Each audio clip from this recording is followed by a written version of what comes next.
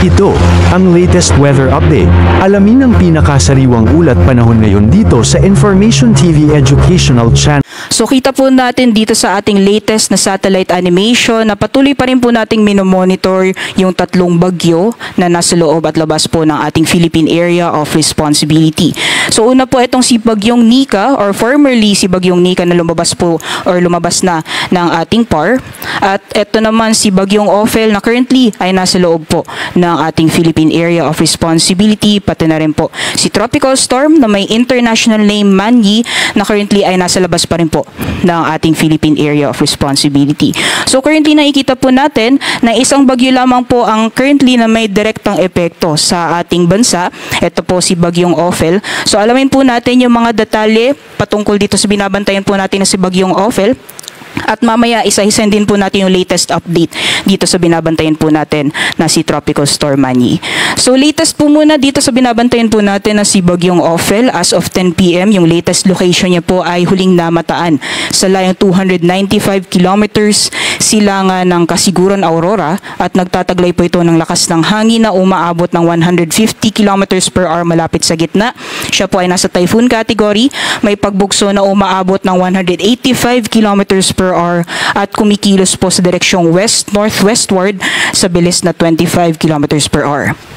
Kita po natin dito sa ating latest na satellite animation na yung rain bands nitong si Bagyong Ophel ay currently ay nakakaapekto na sa may silangang bahagi ng Luzon, gayon din sa may Kabisayaan. So magiging maulan po yung panahon, lalong-lalo na sa may bahagi po ng Luzon at Visayas, dyan po sa may Isabela, Cagayan, pati na rin sa may Aurora, Quezon, sa may Bicol region, ilang bahagi po ng Mimaropa at sa may Eastern Visayas.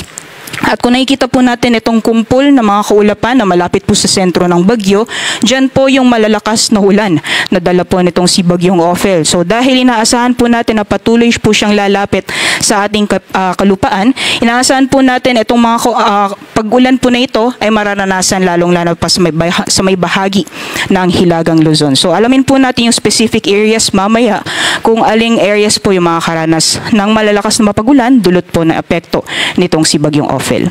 So alamin po muna natin yung magiging pagkilos niya sa mga susunod na araw. Ito po yung ating latest shock forecast as of 11 PM po ito. So kung nakikita po natin yung central track ng bagyo or yung magiging pagkilos ng bagyo sa mga susunod na araw. Ito po yung forecast intensity or yung category or yung lakas ng bagyo habang patuloy pong binabaybay yung karagatan dito sa loob ng ating Philippine Area of Responsibility. At kung makikita po natin sa ating latest na forecast track, based po sa kanyang central track, maaring magkaroon po tayo ng landfall scenario dito po sa may bandang Hilagang Luzon or northeastern portion ng Cagayan. Bukas po ng hapon po yan. At nakikita po natin na in the event na maglandfall po siya dito sa may area ng Cagayan, ay maaaring magkaroon din po tayo ng second landfall scenario dito po sa may area ng Babuyan Islands. Kung hindi ay lalapit po yung sentro ng bagyo sa area po na yan. Although nakikita po natin itong area na shaded ng punti, yan po yung forecast cone of probability or forecast confidence cone. So hindi lamang po sa areas ng Cagayan, pati na rin ng Babuyan Islands ang possible landfall scenario. Any area po na nasa loob ng forecast confidence cone ay maaaring daanan ng sentro ng bagyo. So hindi lamang po sa may Cagayan, maaaring dumaan din po yung sentro ng bagyo sa may area ng Isabela. So continuous pa rin po yung monitoring natin at i-emphasize din po natin na hindi lamang po yung main focus natin yung sentro ng bagyo, kundi yung palibot ng bagyo na kung saan mararanasan yung malalakas na mga pag-ulan, gayon din yung malalakas na hangin. Kita din po sa ating latest na track forecast na unti-unti po itong magre-recurve habang dito po sa may southern seas ng Taiwan hanggang tuluyan pong lumabas ng ating Philippine Area of Responsibility. Possible po yan Sunday ng gabi or Monday ng madaling araw. Although sa ngayon po, nakikita po natin sa ating latest na forecast track, itong area na shaded ng yellow, yan po yung radius or diameter ng bagyo. Diyan po mararanasan yung malalakas na hangin na dala po nitong si Bagyong Ophel. Although for now po, walang area or walang kalupaan ang nakapaloob dito sa radius or diameter ni Bagyong Ophel, pero dahil inaasahan po natin na patuloy na lalapit itong bagyo, most likely ay mahahagip na po yung ibang bahagi ng northern Luzon ng malalakas na hangin na dala po nitong si Bagyong Ophel. Kaya naman as of 11 PM, Nakataas na po ang Tropical Cyclone Wind Signal number 3 sa northeastern portion ng mainland Cagayan, dyan po sa may Santa Ana. Signal number 2 naman sa southern portion ng Batanes, sa nalalabing bahagi ng Cagayan kasama ang Babuyan Islands, northern at eastern portions ng Isabela, sa Apayao at sa northern portion ng Ilocos Norte. Meanwhile, signal number 1 naman ay nakataas sa nalalabing bahagi ng Batanes, sa nalalabing bahagi ng Isabela, sa Quirino, northern portion ng Nueva Vizcaya, Kalinga, Abra, sa Mountain Province, Ifugao, sa nalalabing bahagi ng Ilocos Norte, northern portion ng Ilocos Sur, at sa northern portion ng Aurora. So nakita po natin kanina sa track, although yung radius po ng bagyo or radius or diameter ng bagyo ay wala pang area ng kalupaan ng ating bansa, ay nakapaloob doon.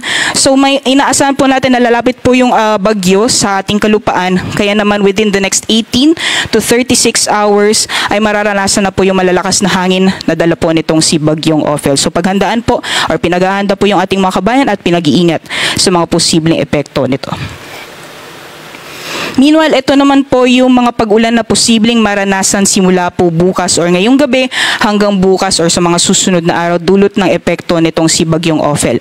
So nakikita po natin dito sa ating latest na weather advisory map, yung areas na shaded ng pula, dyan po mararanasan yung pinakamalalakas na mga pag-ulan dulot po ng epekto nitong si Bagyong Ophel. So simula ngayong gabi hanggang bukas po ng gabi, maaaring umabot mahigit 200 millimeters total rainfall yung mga mararanasan sa may area ng Cagayan kasama ang Babuyan Islands, gayon din sa may bahagi ng Isabela.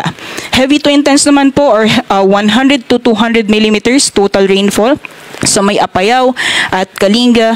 Meanwhile, moderate to heavy naman po sa may Ilocos Norte, sa Abra, Mountain Province, Ifugao, sa Nueva Vizcaya, Quirino, Aurora, pati na rin po sa may Batanes. At pagdating naman po ng bukas ng gabi hanggang Friday naman po ng gabi, mapapansin po natin na nabawasan na po yung areas na mga karanas ng malalakas na mga pagulan dahil kumilos na po yung rain bands nitong bagyo dito po sa may bahagi ng Hilagang Luzon. So yung 100 or mahigit 200 millimeters na mga pagulan, posible pa rin po yung maranasan sa may Cagayan at Babuyan Islands. So meanwhile, heavy to intense naman po ng mga pagulan sa Ilocos Norte at moderate to heavy naman po sa Apayao at sa Abra. So yung mga areas po nito, possible within the next 2 days hanggang sa darating na Biyernes po, posible pong maranasan yung malalakas na buhos ng ulan, mataas po yung posibilidad ng mga pagbaha, gayon din yung pagguho ng lupa, especially po sa areas kung saan nakataas yung intense to torrential na mga pag-ulan.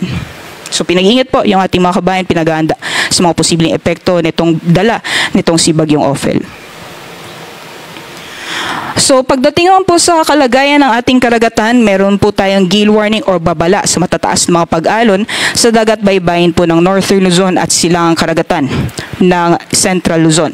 So delikado pong pumalaot, lalong-lalo na sa may dagat baybayin po ng Batanes, Northern at Eastern Coast ng Cagayan kasama ang Babuyan Islands, sa Isabela at Aurora. Inaasahan po natin na maaaring umabot ng 10 meters yung taas ng mga pag-alon sa mga nasabing baybayin. Delikado pong pumalaot, especially po sa mga ating mga kabayan na mangingisda, pati na rin yung may mga maliit na sakyang pandagat. And besides po sa areas kung saan nakataas po yung gale warning, magiging maalon din po yung karagatan sa ilang bahagi din po ng Luzon or dagat baybayin ng Luzon. Maaaring umabot po ng 3.5 meters yung taas ng mga pag-alon sa northern at eastern seaboards ng Catanduanes, pati na rin sa Pulillo Islands, sa nalalabing bahagi or nalalabing dagat baybayin ng Aurora, sa dagat baybayin po ng Camarines Norte at Northern Quezon, pati na rin sa northern seaboards ng Ilocos Norte at Camarines Sur. So iba yung pag-ingat po, lalong-lalo na po sa mga planong pumalaot sa mga nasabing baybayin. Ito naman po yung babala ng storm surge or daluyong sa mga areas po ng Northern Luzon. So yung dagat po natin maaaring umabot ng 3 meters ang taas sa areas po ng Aurora, Batanes at Cagayan at 1 to 2 meters naman po sa may Ilocos Norte, gayon din sa may Ilocos Sur. Ingat po sa ating mga kabayan dyan, especially po yung malalapit sa Dalampasigan. So dako naman po tayo sa latest na update dito po sa binabantayan po natin na si Tropical Storm Manny na currently nasa labas pa rin po ng ating Philippine Area of Responsibility. As of 10 p.m. po ay huling itong namataan sa mahigit 1,700 kilometers silangan ng Eastern Visayas at nananatili po itong tropical storm na may lakas ng hangin na umaabot ng 75 kilometers per hour malapit sa gitna. Pagbugso na umaabot ng 90 kilometers per hour, mabilis po itong kumikilos west-northwest as west-southwestward sa bilis na 30 kilometers per hour. Sa ngayon po nakikita natin yung mga kaulap na nadala po nitong si Bagyong Manny ay hindi pa nakakaapekto sa mga bahagi ng ating bansa. Ngunit dahil mabilis po yung pagkilos nitong bagyo, most likely within the next few days, possible this weekend, ay unti-unti na po nating mararamdaman yung epekto nitong si Bagyong Manny. At kung pumasok man po siya ng ating PAR, bibigyan po natin ng local name na si Pepito. So alamin po natin ang magiging pagkilos ni Bagyong Manny or papasok na Pepito sa mga susunod na araw. So nakikita po natin yung ating latest track forecast as of 11 p.m. Yung central track po ng bagyo, pati na rin yung forecast intensity ng bagyo. Based po sa ating latest na forecast track, maaring pumasok si Manny or si papasok na Pepito bukas po yan ng gabi sa loob ng ating Philippine Area of Responsibility. At kung nakikita po natin dito sa ating latest na forecast track, yung central track niya po ay nagpapakita ng possible landfall scenario dito po sa may southeastern portion or coast ng Southern Luzon dyan po sa may Bicol region. Sa darating na weekend po yan, possible by November 16 or November 17. Based din po sa ating latest na track intensity forecast, bago po ito patuloy yung lumapit dito sa ating kalupaan, maaaring umabot po siya ng typhoon category bukas po ng gabi or Friday po ng madaling araw.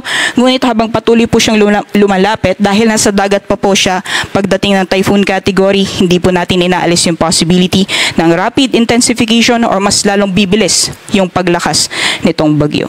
So nakikita po natin yung areas na possible na maglandfall itong si Bagyong or papasok na Pepito. Ngunit kung makikita po natin yung lawak ng sakop ng forecast probability cone, hindi lamang po sa area ng Bicol region ang possible landfall point nitong si Bagyong Pepito or si Manny, maaari din po siyang maglandfall dito po sa may Eastern Visayas, pwede din po sa may Quezon area, pwede din po sa may Aurora, pati na rin sa may Isabela. So yan po, yung areas na sakop po nitong forecast probability cone, yan po yung mga posibleng areas na maaaring daanan ng sentro ng bagyo. So mainam po na minomonitor po natin yung magiging pagkilos nito sa mga susunod na araw para mapaghandaan po natin ang areas na most likely maapektuhan na malalakas na hangin, pati na rin yung mga pag-ulan dala po nitong bagyo.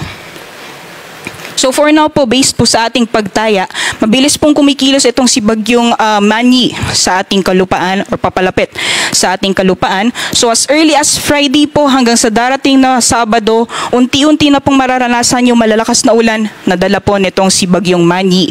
Possible na po yung heavy to intense na mga pag-ulan sa bahagi ng Northern Samar sa darating na Biyernes ng gabi po yan hanggang sa darating na Sabado. At moderate to heavy naman po na mga pag-ulan sa Catanduanes, sa Samar, gayon din sa Eastern Samar. So as much as possible po, pagandaan po natin yung mga posibilidad ng mga pagbaha, pati na rin yung pagguho ng lupa, especially po sa areas ng Visayas at Southern Luzon area.